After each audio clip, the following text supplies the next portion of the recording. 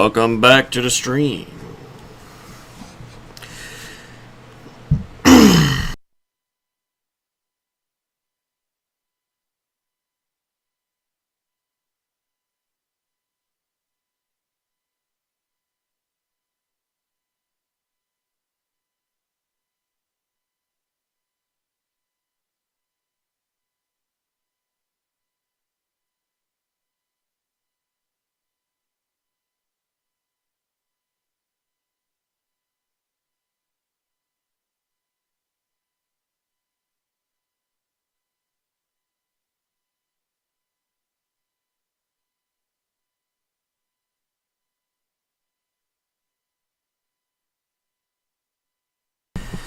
Alright.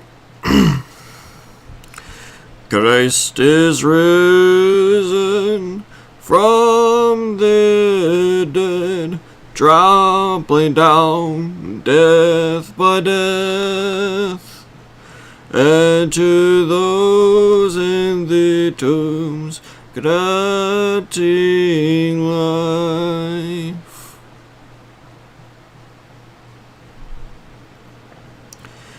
Alright. Christos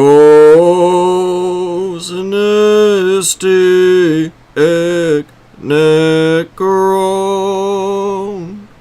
thanaton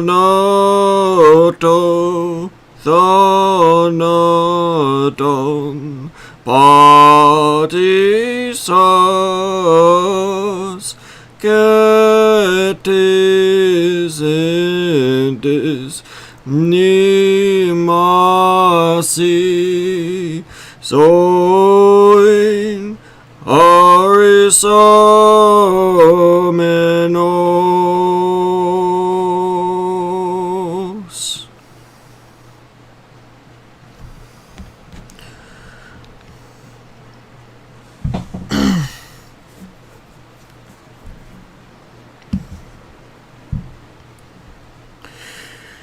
Alright, now, the live stream of Fallout 4, continuation of the International Holy Bible.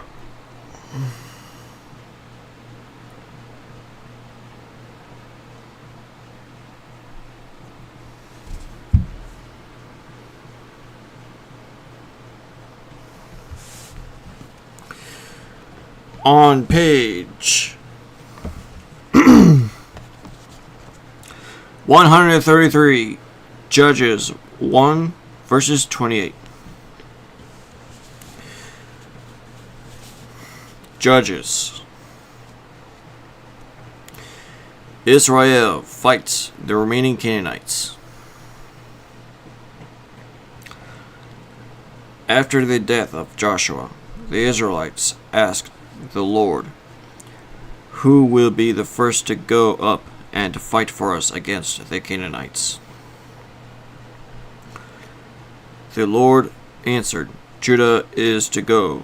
I have given the land into their hands." Then the men of Judah said to the Simeonites, "Their brothers, come up with us into the territory allotted to us to fight against the Canaanites. We in turn will go with you into yours." So the Simeonites went with them.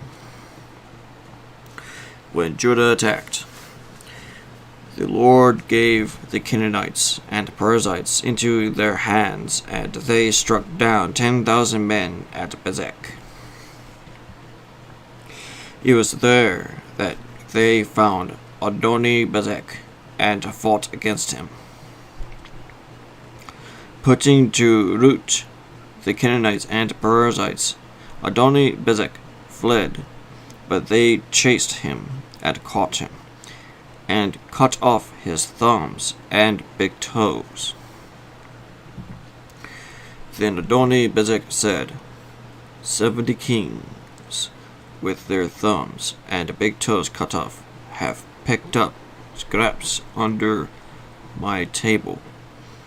Now God has paid me back for what I did to them." They brought him to Jerusalem, and he died there. The men of Judah attacked Jerusalem also and took it. They put the city to the sword and set it on fire. After that, the men of Judah went down to fight against the Canaanites living in the hill country, the Negev, and the western foothills.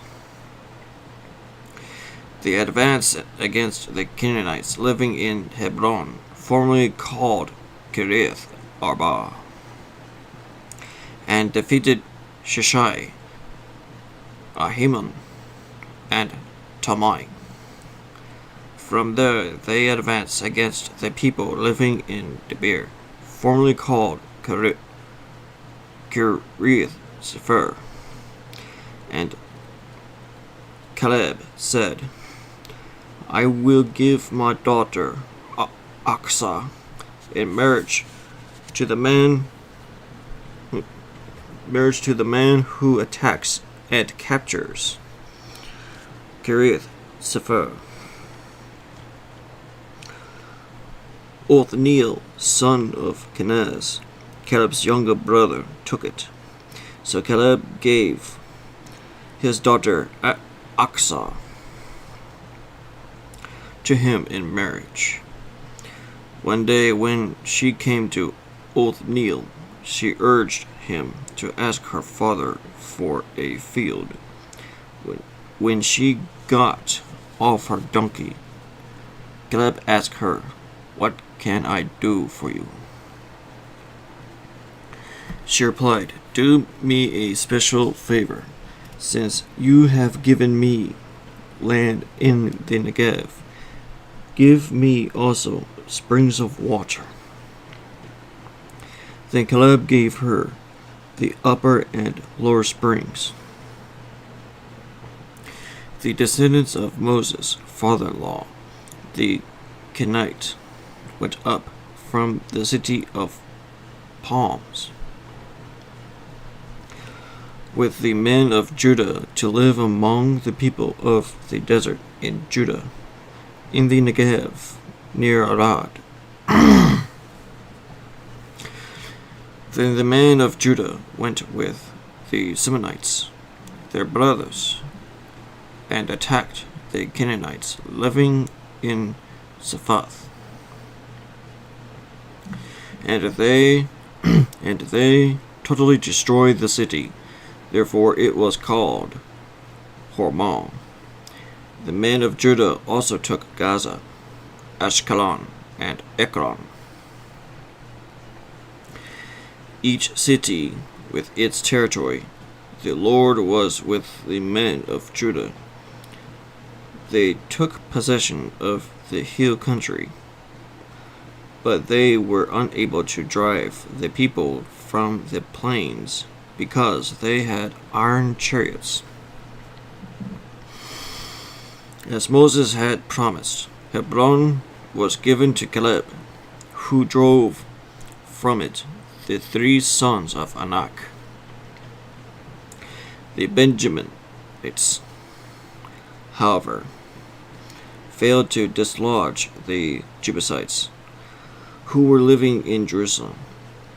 To this day, the Jebusites live there with the Benjaminites. Now the house of Joseph attacked Bethel, and the Lord was with them. When they sent men to spy out Bethel, formerly called Luz, the spies saw a man coming out of the city, and they said to him, Show us how to get into the city, and we will see that you are treated well. So he showed them, and they put the city to the sword, but spared the man and his whole family. He then went to the land of the Hittites, where he built a city and called it Luz, which is its name to this day. But Manasseh did not drive out the people of Beth Shan or Tanak or Dor or Iblim or Megiddo and their surrounding settlements, for the Canaanites were determined to live in that land. When Israel became strong, they pressed the Canaanites into forced labor, but never drove them out completely.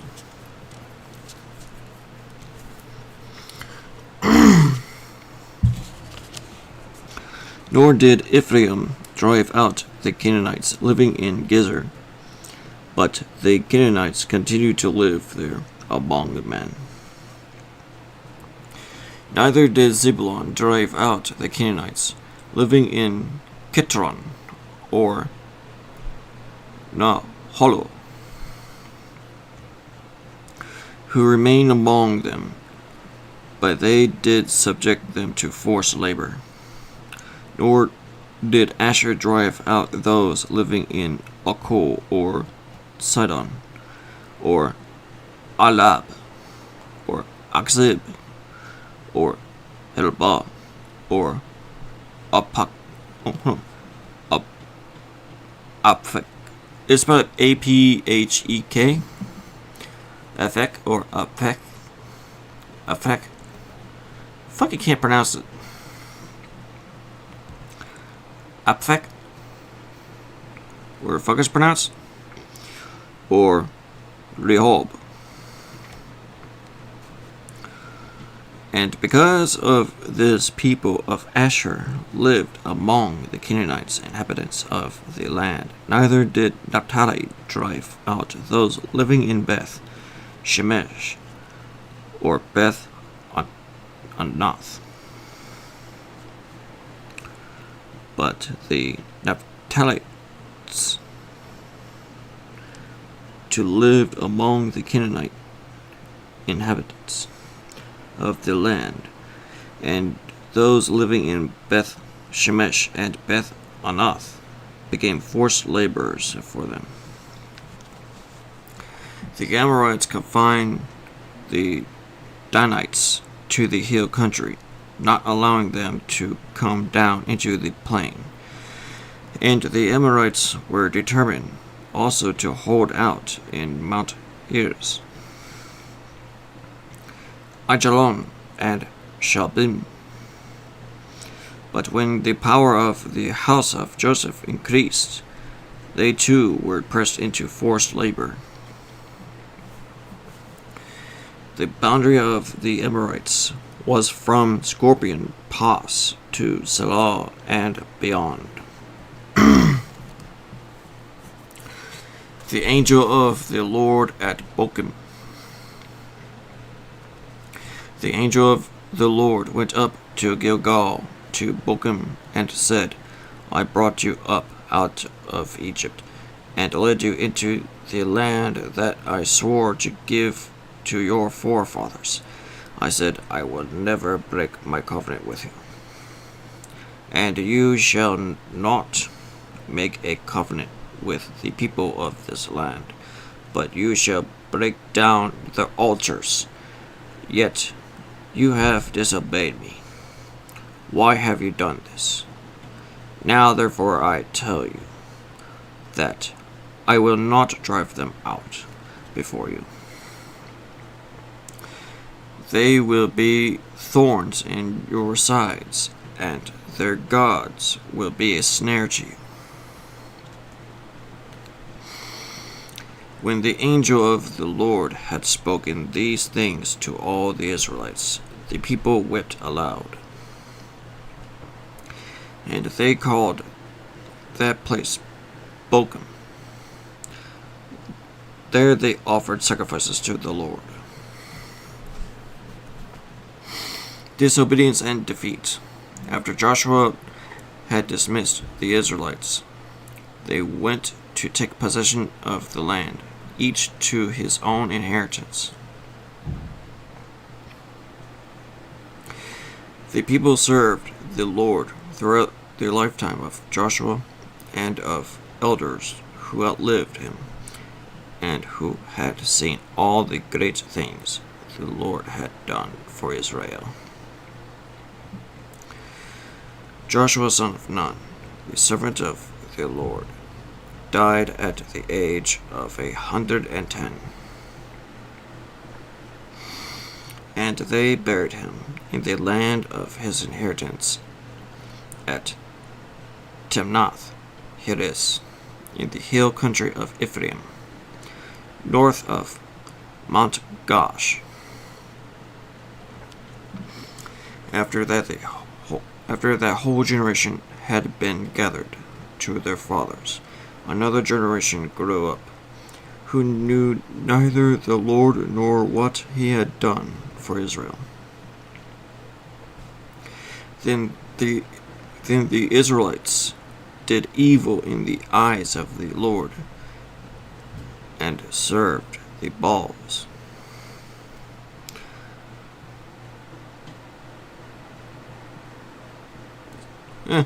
Apparently in the history that the Israelites are serving a pair of balls. It's a stupid ass joke.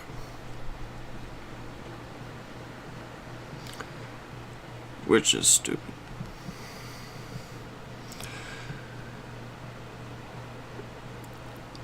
They forsook the Lord, the God of their fathers, who had brought them out of Egypt. They followed and worshipped various gods of the peoples around them. They provoked the Lord to anger, because they forsook him and served Baal and the Ashtoreths. In his anger against Israel, the Lord handed them over to the and reread this one. In his anger against Israel, the Lord handed them over to raiders, who plundered them. He sold them to their enemies all around, whom they were no longer able to resist. Whenever Israel went out to fight, the hand of the Lord was against him to defeat them, just as he had sworn to them. They were in great distress.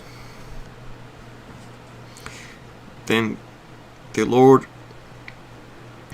raised up judges, who saved them out of the hands of these raiders. Yet they would not listen to their judges, but prostituted themselves to other gods, and worshipped them. Unlike their fathers, they quickly turned from the way in which their fathers had walked, the way of obedience to the Lord's commands. Whenever the Lord raised up a judge for them, he was with the judge and saved them out of the hands of their enemies as long as the judge lived. For the Lord had compassion on them, as they groaned under those who oppressed and afflicted them. But when the judge died, the people returned to ways even more corrupt than those of their fathers,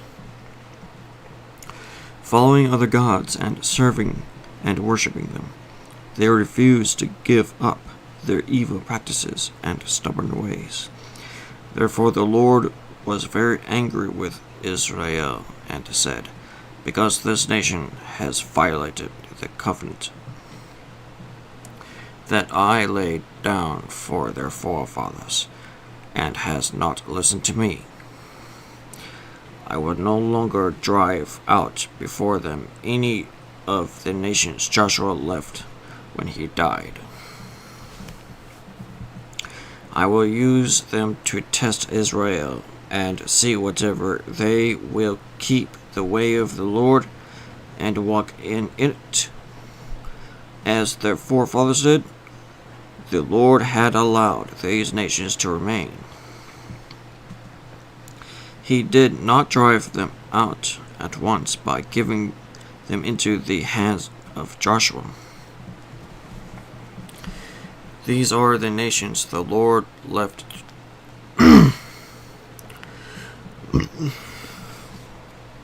These are the nations the Lord left to test all those Israelites who had not experienced any of the wars in Canaan. He did this only to teach warfare to the descendants of the Israelites who had not had previous battle experience.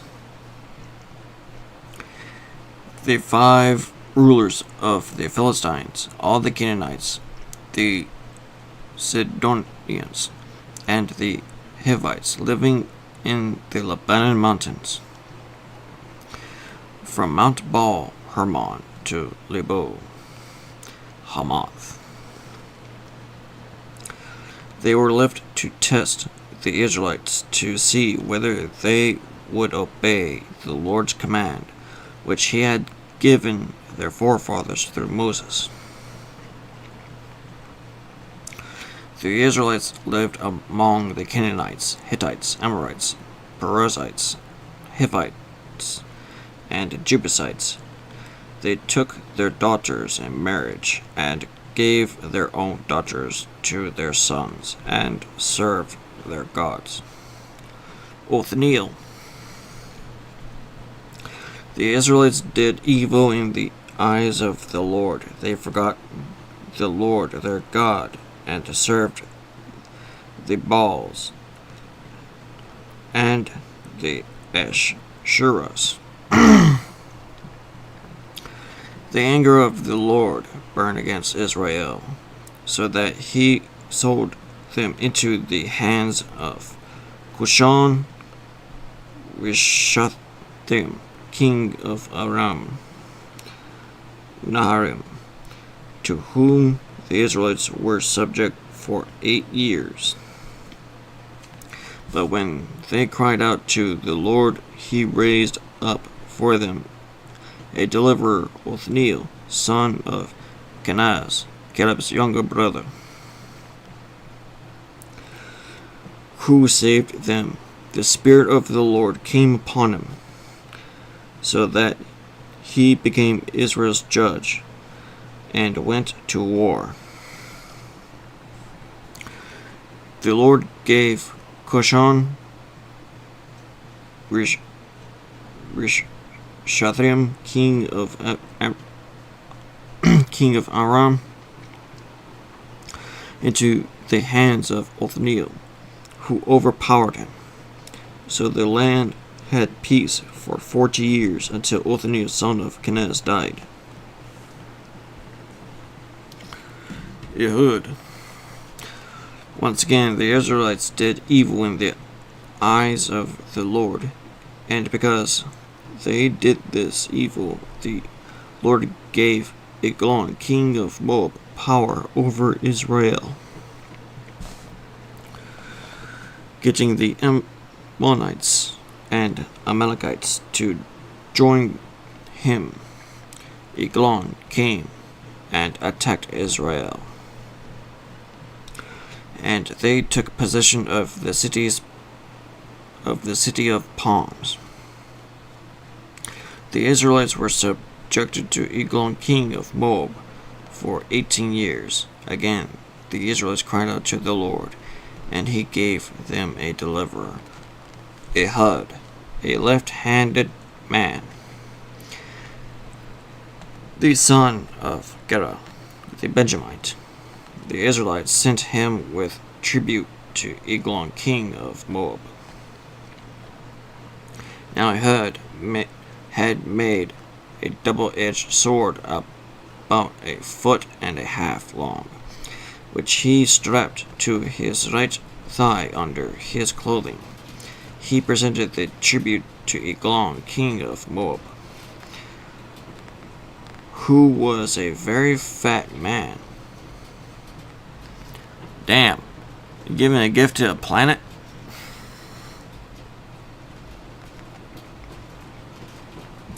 This man is so fat, he's literally a planet.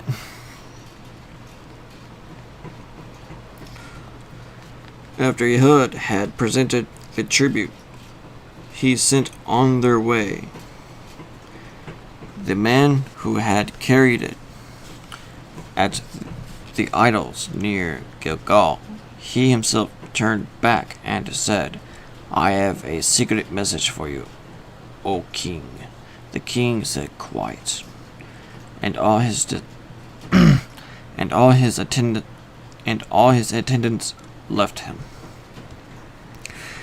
Ehud then approached him while he was sitting alone in the upper room of his summer palace, and said, I have a message from God for you.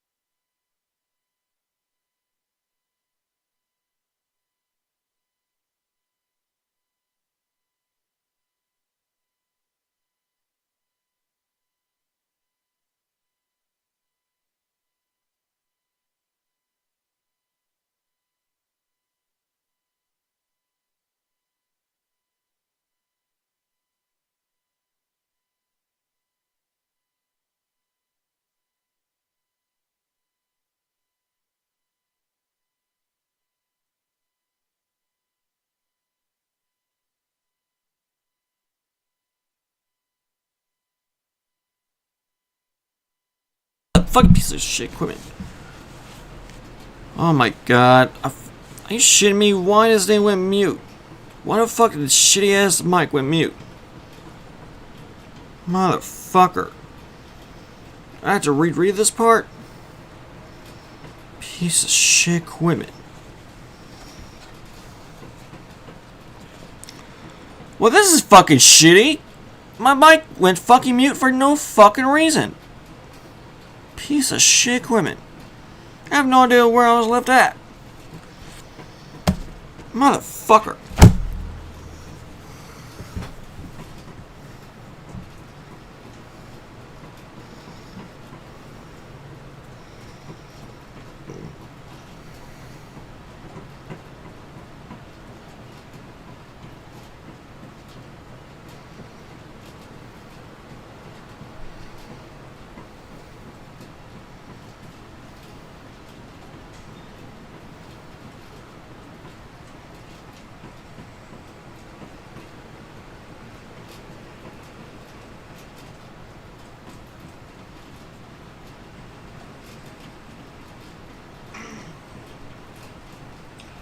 The anger of the Lord against Israel, so that he sold them into the hands of Bashan.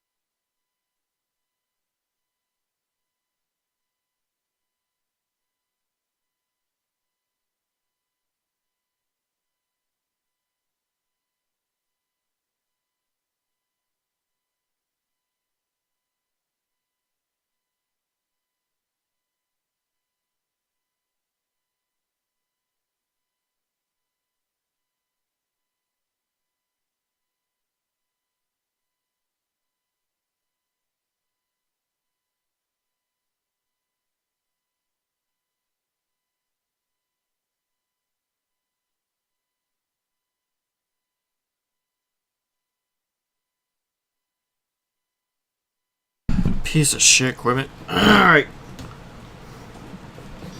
Now I know where it's at.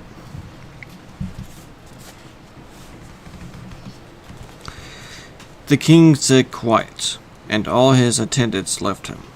Ehud then approached him while he was sitting alone in the upper room of his summer palace, and said, I have a message from God for you. As the king rose from his seat, Ehud reached with his left hand, drew the sword from his right thigh, and plunged it into the king's belly. Even the handle sank in after the blade, which came out his back. Ehud did not pull the sword out, and the fat closed in over it. Then Ehud went out to the porch.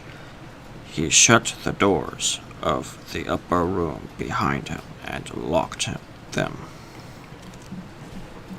After he had gone, the servants came and found the doors of the upper room locked. They said, he must be revealing himself in the inner room of the house. They waited to the point of embarrassment. But when he did not open the doors of the room, they took a key and unlocked them. There they saw their lord fallen to the floor dead. While they waited, Ehud got away. He passed by the idols and escaped to Shiloh. When he arrived there, he blew a trumpet in the hill country of Ephraim. And the Israelites went down with him from the hills, with him leading them. Follow me, he ordered, for the Lord has given Moab, your enemy, into your hands. So they followed him down, and taking possession of the fords of the Jordan that led to Moab, they allowed no one to cross over. At that time they struck down about 10,000 Moabites, all vigorous and strong. Not a man escaped. That day Moab was made subject to Israel, and the land had peace for 80 years.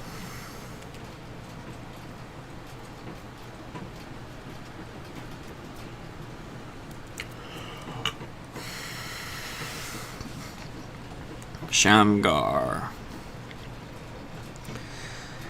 After Ehud came Shamgar, son of Anath, who struck down 600 Philistines with an ox goad. He too saved Israel. Deborah. After Ehud died, the Israelites once again did evil in the eyes of the Lord. So the Lord sold them into the hands of Jabin, a king of Canaan, who reigned in Hazor. The commander of his army was Sisera, who lived in Harosheth Hagoyim, because he had 900 iron chariots, and had cruelly oppressed the Israelites for 20 years. They cried to the Lord for help. Deborah, a prophetess, the wife of Lapidoth, was leading Israel at that time. She held court under the palm of Deborah between Ramah and Bethel in the hill country of Ephraim. And the Israelites came to her to have their disputes decided. She sent for Barak, son of Abinoam, from Kadesh in Naphtali, and said to him, The Lord, the God of Israel, commands you, go take with you 10,000 men of Naphtali and Zebulun, and lead the way to Mount Tabor. I will lure Sisera, the commander of Jabin's army, with his chariots and his troops to the Kishon River, and give him into your hands. Barak said to her, If you go with me, I will go, but if you don't go with me, I won't go. Very well, Deborah said, I will go with you, but because of the way you're going about this, the honor will not be yours, for the Lord will hand Sisera over to a woman. So Deborah went with Barak to Kadesh, where he summoned Zebulun and Naphtali. 10,000 men followed him, and Deborah also went with him. Now Eber the Kenite had left the other Kenites, the descendants of Hobab,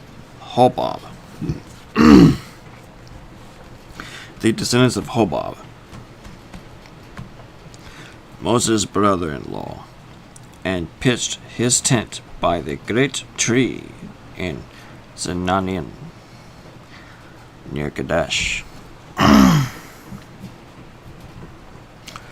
When they told Sisera that Barak, son of Abinoam, had gone up to Mount Tabor, Sisera gathered together his 900 iron chariots and all the men with him from Harosheth Hagoyim, to the Kishon River. Then Deborah said to Barak, Go, this is the day the Lord has given Sisera into your hands. Has not the Lord gone ahead of you? So Barak went down Mount Tabor, followed by 10,000 men. At Barak's advance, the Lord routed Sisera and all his chariots and army by the sword. And Sisera abandoned his chariot and fled on foot, but Barak pursued the chariots and army as far as Harosheth Hagoyim. All the troops of Sisera fell by the sword. Not a man was left. Sisera, however, fled on foot to the tent of Jael, the wife of Eber the Kenite, because there were friendly nations. Make sure it says right. Because there were friendly relations between Jabin, king of Hazor, and the clan of Eber the Kenite. Jael, Jael, Jael, went out to meet Sisera, and said to him, Come, my lord, come right in, don't be afraid. So he entered her tent, and she put a covering over him. I'm thirsty, he said. Please give me some water. I'm thirsty, he said. Please give me some water. She opened a skin of milk, gave him a drink, and covered him up. Stand in the doorway of the tent. He told her, If someone comes by and asks you, Is anyone here? Say no. But Jael, Heber's wife, picked up a tent peg and a hammer, and went quietly to him while he lay fast asleep, exhausted.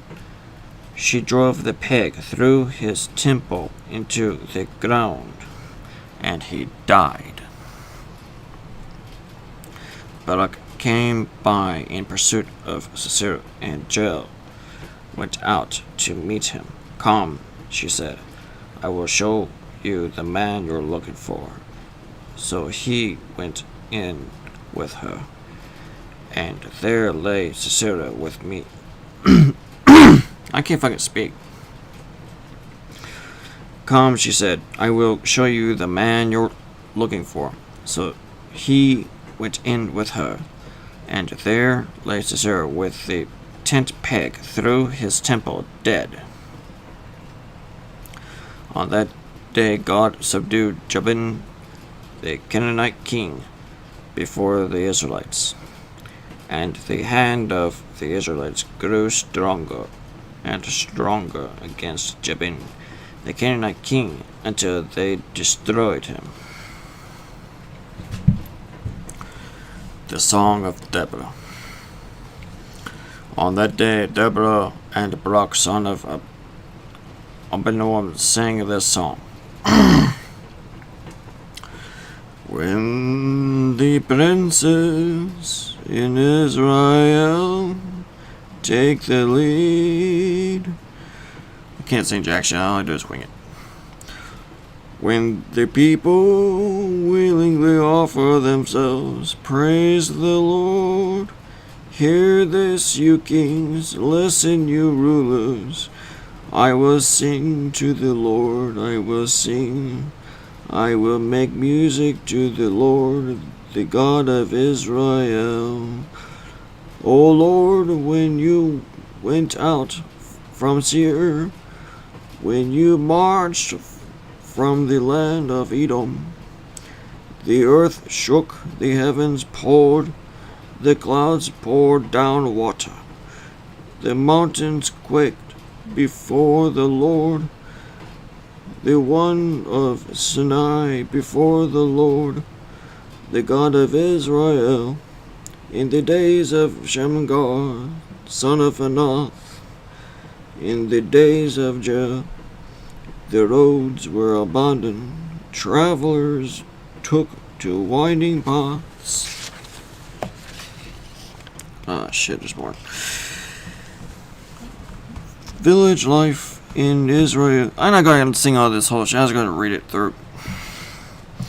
Village life in Israel ceased until Deborah arose a mother in Israel. When they chose new gods, war came to the city gates, and not a shield or spear was seen among 40,000 in Israel. My heart is with Israel's princes, with the willing volunteers among the people. Praise the Lord. You who ride on white donkeys, sitting on your saddle blankets, and you who walk along the road, consider the voice of the singers at the watering places. They recite the righteous acts of the Lord, the righteous acts of his warriors in Israel. Then the people of the Lord went down to the city gates. Wake up, Deborah. Wake up, break out in song. Arise, O Barak. Take captive your captives, O son of Abinoam.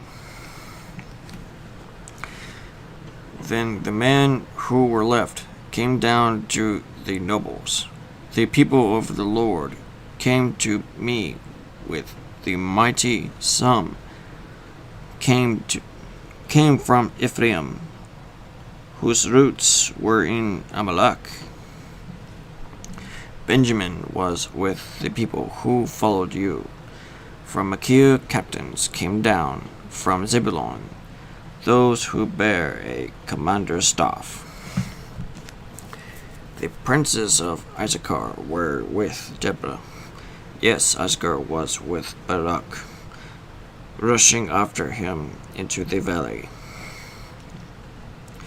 In the districts of Reuben, there was much searching of heart. Why did you stay among the campfires to hear the whistling for the flocks? In the districts of Reuben, there was much searching of heart.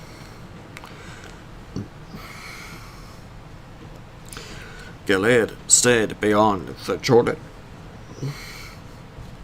and Dan, why did he linger by the ships? Asher remained on the coast and stayed in his coves. The people of Zebulun risked their very lives. So did Naphtali on the heights of the field. Kings came, they fought. The kings of Canaan fought at Tanakh, by the waters of Megiddo. But they carried off no silver, no plunder. From the heavens the stars fought from their courses. They fought against Sisera. The river Kishon swept them away. The age-old river, the river Kishon marched on, my soul, be strong. Then thundered the horses, hoofs, galloping, go his mighty steeds. Curse, Meroz, said the angel of the Lord, curse its people bitterly, because they did not come to help the Lord. To help the Lord against the mighty. Most blessed of women be Jael, the wife of Heber, the Canaanite. Oh, I fucking... Well, Mac, it's not Canaanite, it's Kenite. Can't fucking... I had to reread this part. Fucking damn it.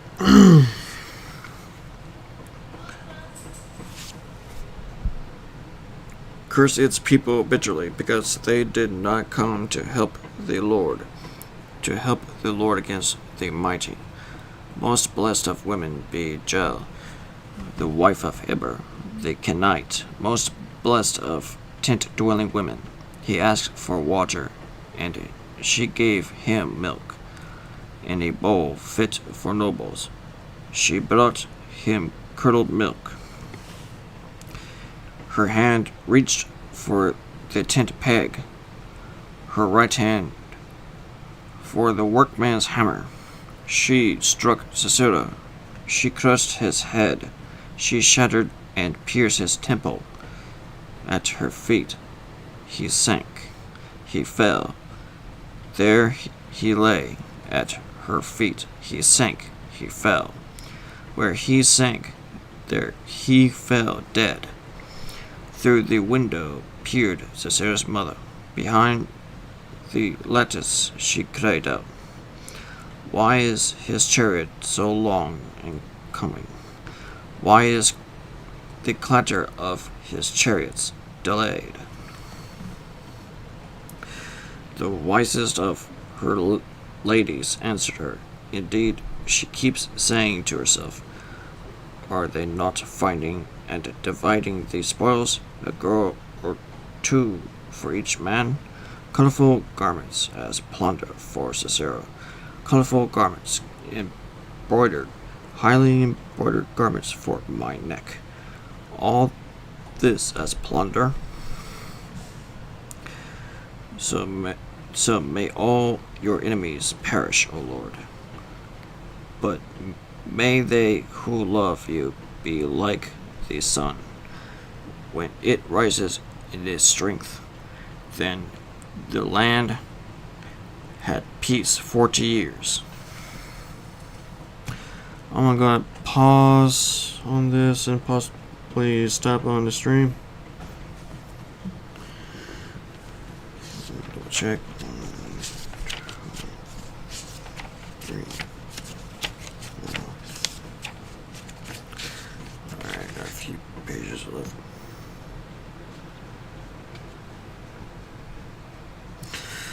Alright, I'm gonna do is do the next stream on next Sunday, or whatever day it may be. In between is gonna be on page 136, Judges 5 verses 7, Gideon, on International Holy Bible. And that's going to be the next stream. Maybe it's because I might have some shit to do going on soon. But other than that, I hope you enjoy this stream, all that shit. Leave a like, stream / video and all that. Subscribe for more, blah blah blah. Later.